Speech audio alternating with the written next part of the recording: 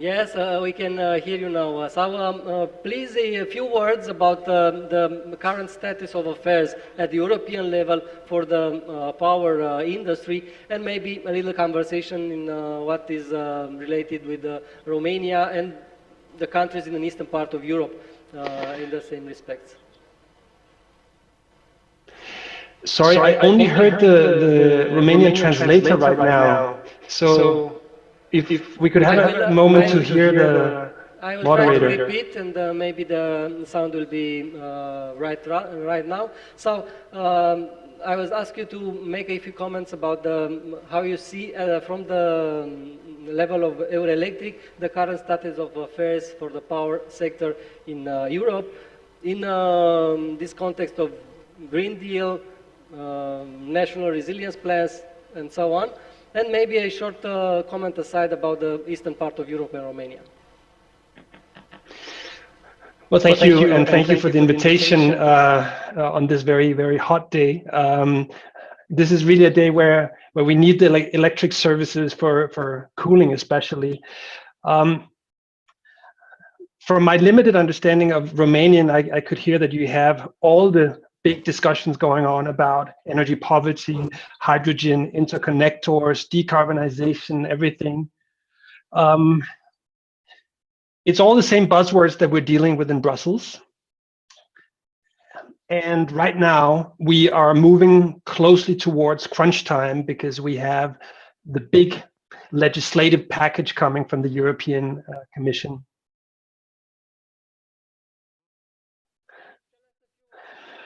The Fit for 55 is, sorry, please go ahead. It was a long pause, so please continue. It seems to be a delay. Okay. Yes, I'm afraid the connection is not so good. So I'll just continue a bit.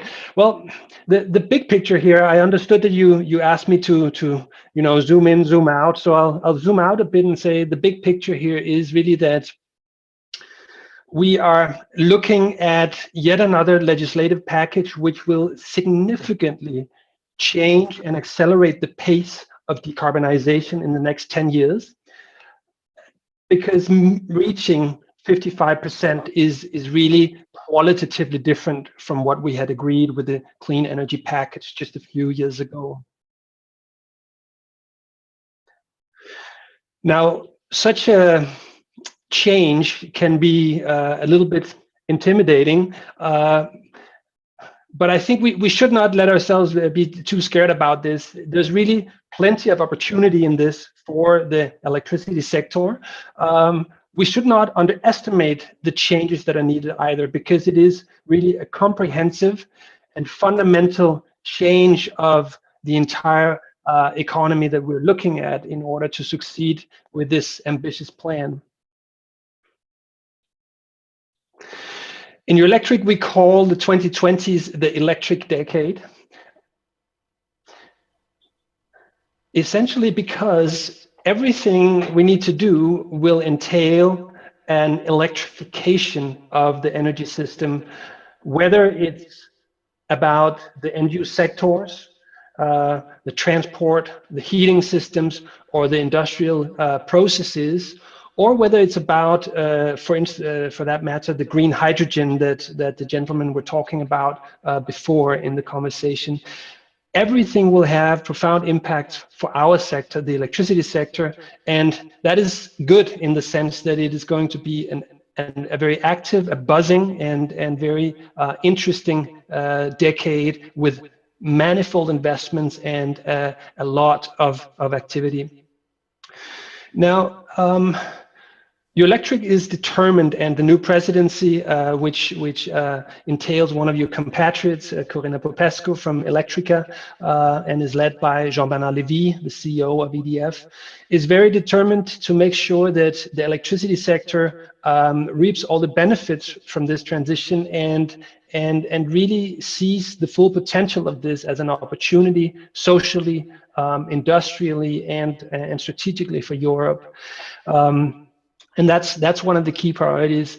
I think when we zoom in then a bit, what is it that really needs to happen in order for all this to go well when it happens at the same time? One of the critical enablers is really to ensure that we make it possible for citizens across Europe to have a low carbon lifestyle, and that we engage them in the transition as well. What does this low carbon lifestyle entail? Well, first of all, of course, there needs to be a price on carbon. And in that process, we need to make sure that we are very careful when we reform the ETS system. There is a dimension about which sectors it covers. Do we expand it now, and with what means, and what are the effects of that? But there's also very much the social dimension of this. If we don't get the social dimension of the ETS reform right, there's a risk that some regions suffer unfairly. There's also a risk that we have companies that are really punished excessively and lack the necessary ability to invest in the new solutions. So we need to have compensatory measures in the ETS reform, and we need to make sure that the modernization fund is well equipped to basically cover the investment needs and help those companies and regions. Apart from that, of course, we need to look at just transition measures, and I can tell you, Eurelectric was very, very active in ensuring the establishment of the Just Transition Fund and the 17.5 billion euros that are in that. Now, we also know, of course, that this is not enough money because the investment needs are really enormous, but look holistically at regions to allow companies to benefit from these funds as well, but really to have a holistic approach where you change the regions gradually, institutions, schools, hospitals, energy use, and ensure that there's due social, let's say, involvement and care taken in the process. Otherwise, I fear this won't go well. And I think just a last element of this low carbon lifestyle that's worth mentioning is the CBAM. I heard it was mentioned, even though I didn't get all the details that were communicated in Romanian. In Eurelectric, we believe that the carbon border adjustment mechanism is important, because if we want to change all our industries, the steel industry, for instance, and start creating an industry that runs on clean hydrogen and basically creates carbon-free steel, we need to make sure that this new industry is not undermined by cheap and polluted products from the outside. We also see in Europe, especially in the years just before 2020, a sharp increase in the imports of unabated and unpriced coal electricity, meaning that you have a company maybe who's paying the carbon price in Europe, and then it is competing with a company that's sending electricity to Europe without paying that carbon price, which is, of course, unfair competition. So we are in favor of a system that allows for more fair competition and a more level playing field when it comes to pricing of carbon also from the outside. Of course, again, this needs to be implemented with great care, because there's a lot at stake, and it's also international relations that need to be, let's say, considered here.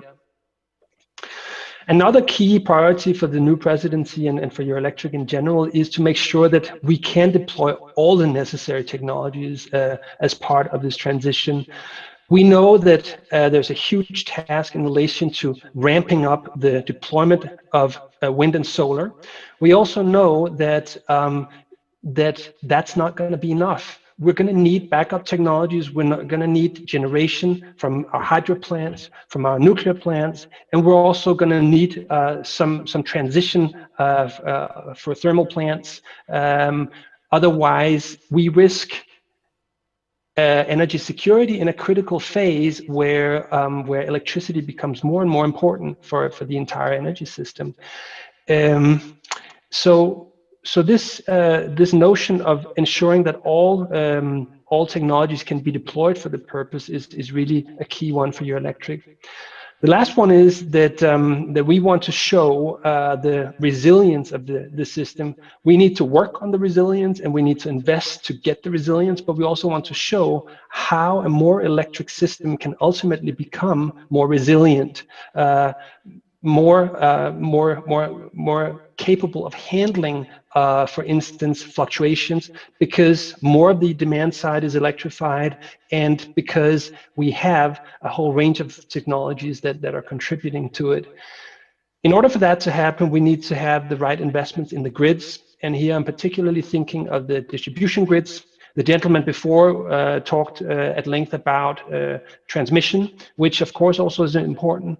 What we tend to forget, in my view, is that 70% of the new capacity that we need to deploy will be added to the medium voltage and the low voltage grids. And those capacities will join the low and medium voltage grids at a time where we're also sharply ramping up load. We are adding millions of electric cars to the system, millions of heat pumps. So we are looking at a distribution system that is taking a much more central role in the value chain. And we need to have a distribution system that is able to handle more complex flows and do that with digital solutions. So remembering and prioritizing the distribution grid investments as part of the resilience plans, as part of the recovery plans is really something that I would like to underline as a key priority in order for this to be a success. So I think I'll keep the my first intervention here fairly short. So I just say, we're looking at a fascinating, roaring, active decade for the electricity sector.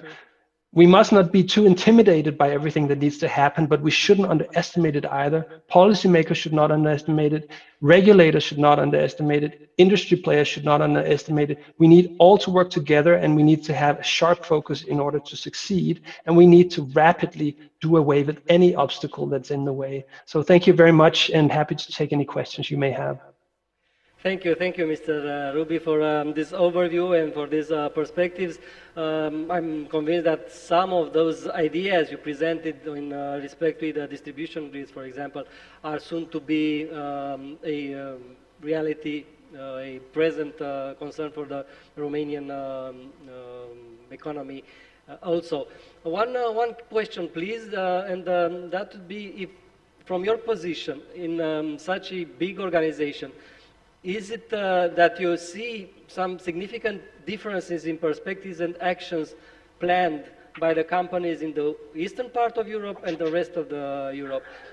Just as a side comment, we just find out that Spain and Portugal had already their national resilience plans approved, and those plans are filled with energy projects, with green energy projects. So if you can make a little comparison between some groups of countries in Europe, I'd be very much obliged.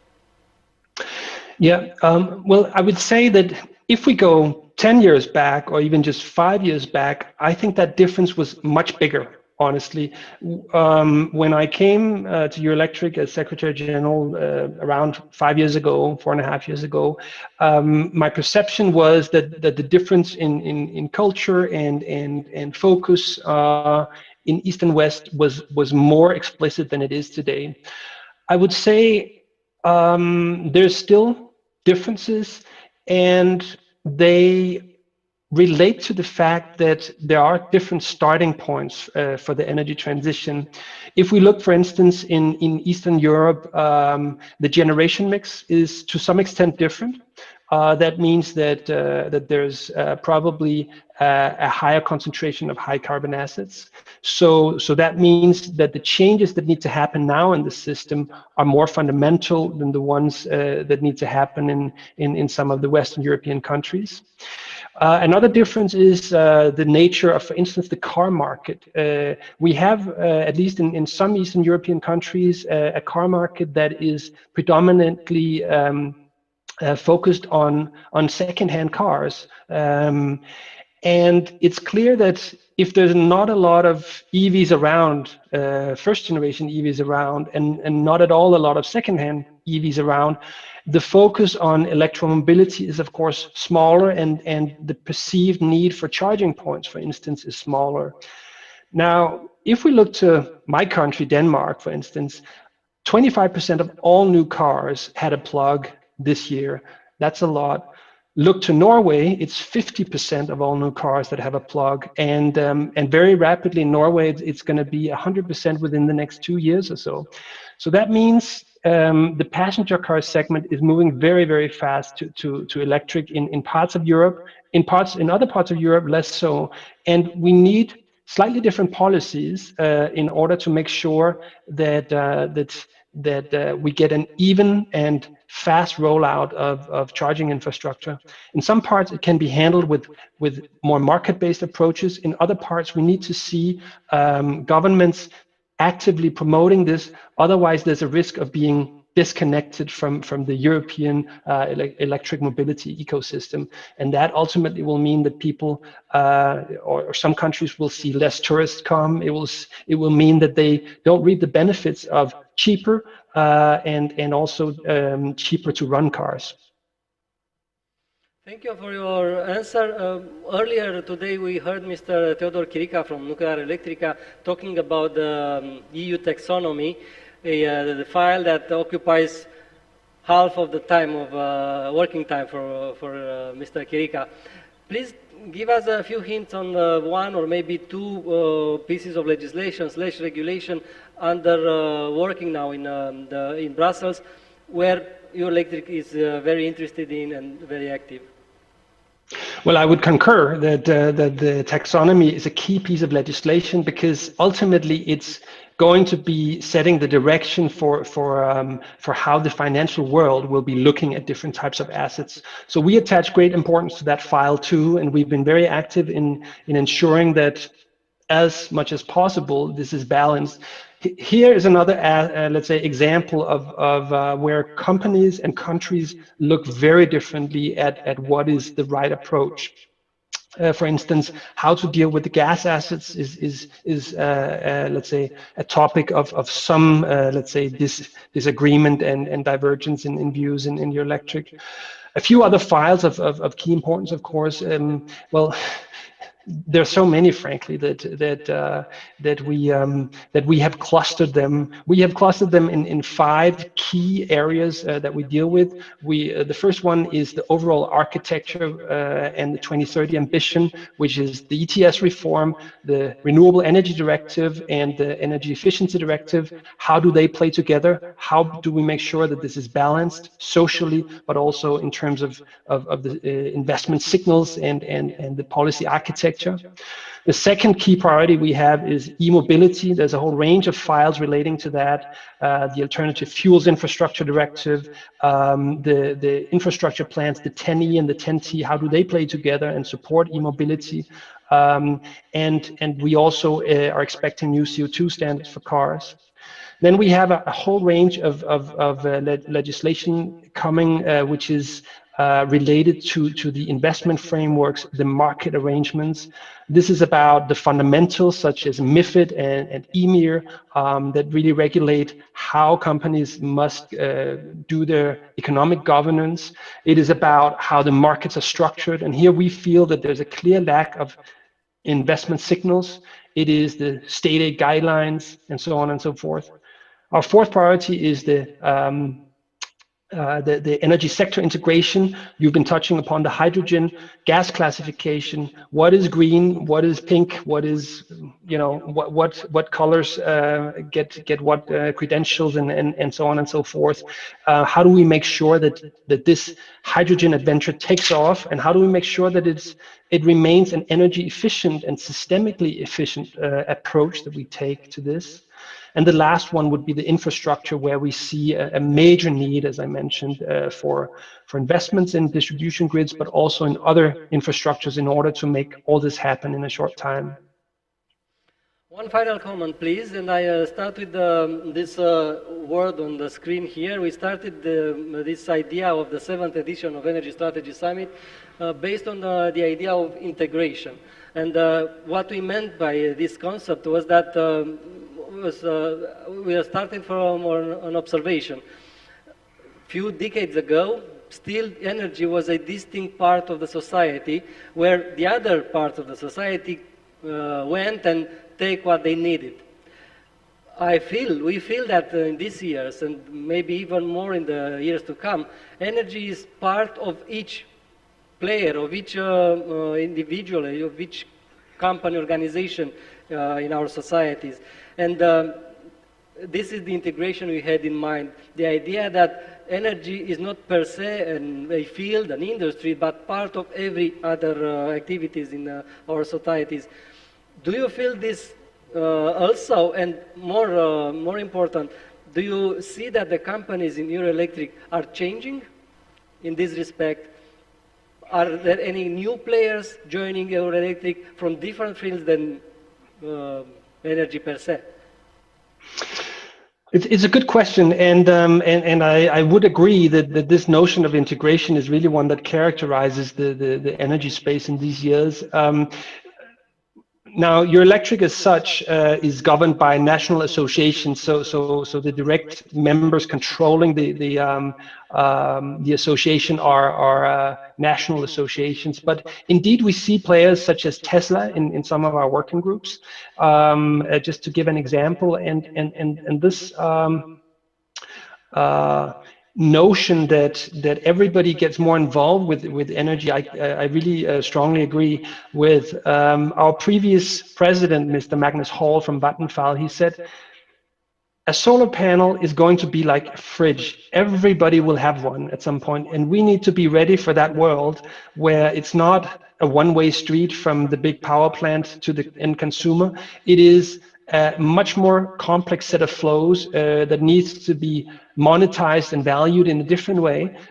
So we are looking at a much more integrated, much more complex future, also one that's much more exciting and full of opportunity for the players that can do this right. And the last thing I would say with regard to this question of do we see new players, I would definitely say we see much more interest from other industries these years. We are being approached by ports, for example. We're being approached by energy intensives. We're being approached by all kinds of people who want partnerships with us, who want to work with us because they know that they're in front of a major change that can only be achieved if they're good friends with someone who knows how to do electricity. Thank you. Thank you very much, Mr. Kristian Ruby, Secretary General at Eurelectric, for your contribution to this 7th edition of Energy Strategy Summit. Hoping for a soon meeting face-to-face and for a more thorough conversation on these topics.